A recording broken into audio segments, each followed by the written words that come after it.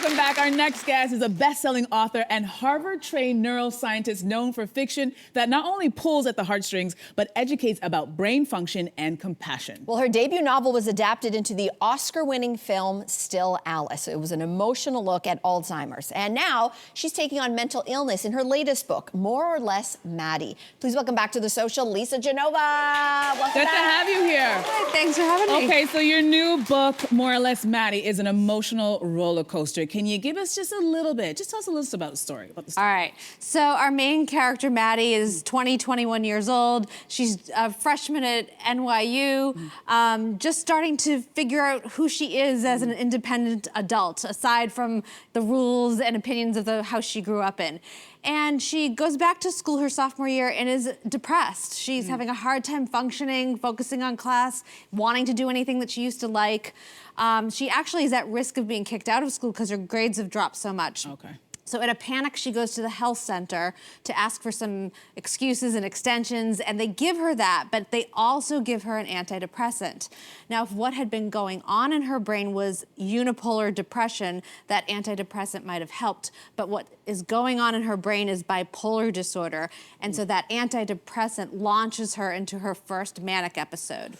So the story is about really her journey of trying to figure out the distinction between I am bipolar and I have bipolar. Ooh, that is big. Yeah. So we said off the top of the show, you're not just an author, you're also a neuroscientist. Yeah. So what is it that we can learn about our brains through your novels that, you know, you wouldn't be able to just read through a textbook, let's say? Yeah, well, that's exactly why I do this really weird thing that a neuroscientist should do, right? Why am I writing novels?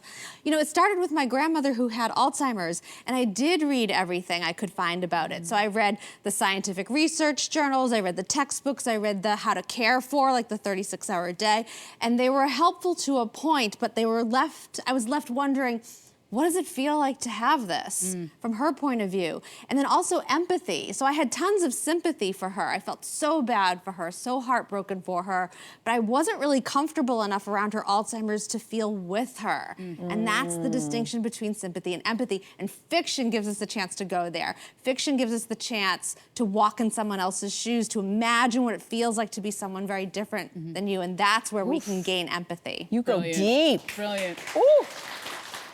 So, you know, over your career, you've written about disorders like Alzheimer's. You've written about brain injury, autism, ALS.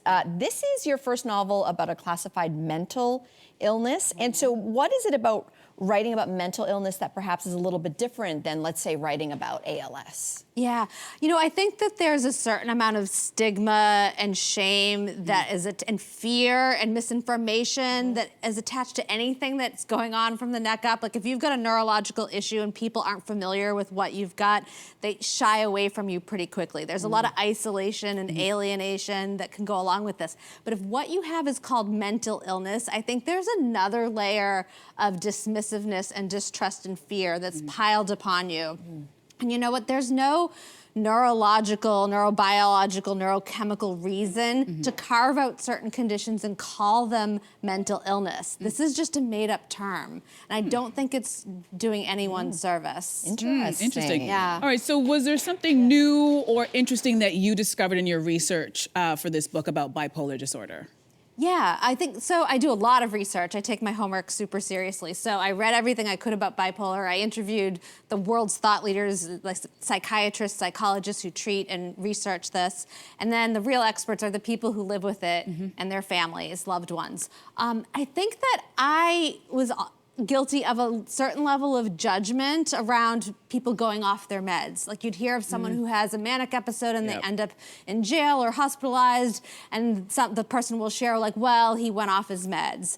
And the sort of quick judgment was, well, then they brought this on themselves. And one of the things I came to really appreciate is how hard it is to stay on these medications. None of the medications for bipolar disorder are designed for this illness. These are drugs that are borrowed from other illnesses, serendipitously discovered. They're not specific, so we have tons of really difficult side effects. And there's no blood test, no brain scan to diagnose someone with bipolar. It's based on a conversation with a doctor you've never met before. So over time, it makes a lot of sense to me that someone would say, you know what? maybe I don't have this, or maybe I'm okay, maybe I've outgrown it, maybe I was just, I wasn't getting any sleep, maybe I was just sleep deprived, and that's why I had this breakdown. So the experiment of trying going off feels very reasonable to me, and so I have a lot more space for grace and compassion when I hear that someone has done that now. That's really, really interesting to hear. Yeah, that's really interesting.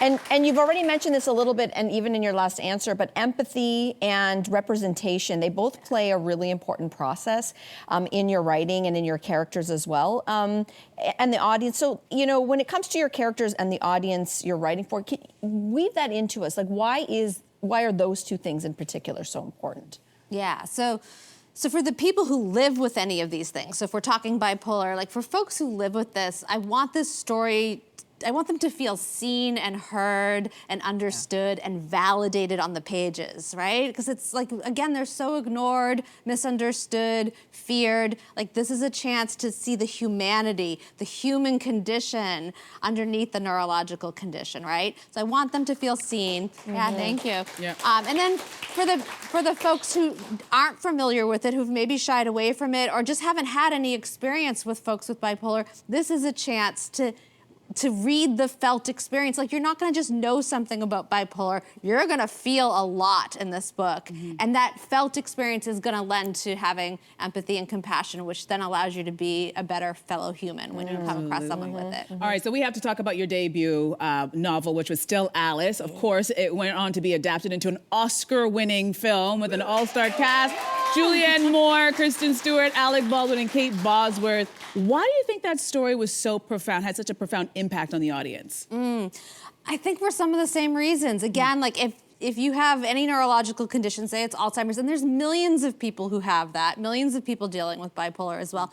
Like, there's so much stigma and shame and judgment and fear around it that people tend to get isolated. They keep it a secret, right? And secrecy breeds more shame. And so they're going through it alone. And feeling lonely on top of the burdens of these challenges is really tough and unnecessary. So I think that the book and then the movie beyond that has really given people permission to talk about it openly. It's this vehicle for open conversation that invites people back into community and feeling like they can still belong. Which is fantastic. So I'm just curious, are there any other books that are in development to hit the big screen anytime soon? Yeah, oh, yeah. Are? Okay. Yeah. Oh. So 4 of my books are in development. What? Yeah. That's incredible. So we've got Left Neglected, Every Note Played, Inside the O'Briens, and More or Less Maddy are on their way to the screen. Wow. Congratulations. That's fantastic. Thank you. Okay, I love when we have a neuroscientist here, and we want to leave with news we can use outside of course, getting the book and reading it. Okay. So brain health. Yeah. What is one tip as a neuroscientist you can leave us with today as to how we can keep our brains as healthy as possible? Oh gosh, yeah. Well, certainly follow me on social media because I'm all about that. But sleep, I think, is one of the ones I take the most seriously based on the data. There's lots of data to tell us that sleep is not just a state of doing nothing. You're very biologically busy. So you want 7 to 9 hours of sleep a night whenever you can. And whenever you can do that, you are optimizing your brain health and memory today and reducing your risk of developing Alzheimer's in the future. Ooh, Big. Okay. I'm going to bed, 9 o'clock tonight. Yep. All right, Lisa, thank you so much for stopping by, and congratulations once again on your newest novel. Thank you. More or Less Maddy is out now. And studio audience, guess what? You're all going home with your very own copy today. Enjoy. Stay with us, everybody. We'll be right back. Congratulations. That's it. 4 movies. Hey, you, come a bit closer. We've got so many more must-see interviews, spicy debates, lifestyle tips, and pop culture moments. So subscribe to our channel by tapping the logo below and don't miss out.